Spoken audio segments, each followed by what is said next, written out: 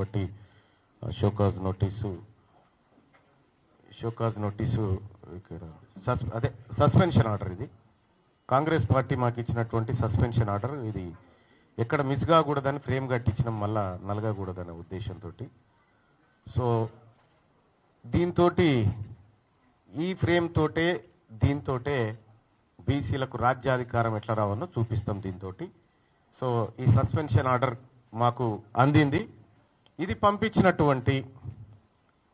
పంపించేలా ప్రయత్నం చేసినటువంటి గౌరవ ముఖ్యమంత్రి రేవంత్ రెడ్డి గారికి మీరు చాలా రోజుల నుంచి ప్రయత్నం చేసిరు. పాపం సస్పెండ్ చేయాలి అనేటువంటి తపన. మొన్న కరీంనగర్ మీటింగ్ పోతుంటే కూడా కారు ఎక్కినాక కూడా మళ్ళీ మహేష్ కుమార్ గౌడ్ గారిని రిక్వెస్ట్ చేసి ఈ 1-2 డేస్లో చేయాలన్నా ఎట్లన్నా చేసి అని చెప్పి మీరు తాపత్రయపడుతున్నటువంటి విషయంలో నేను అర్థం చేసుకోగలుగుతా మీ బాధ.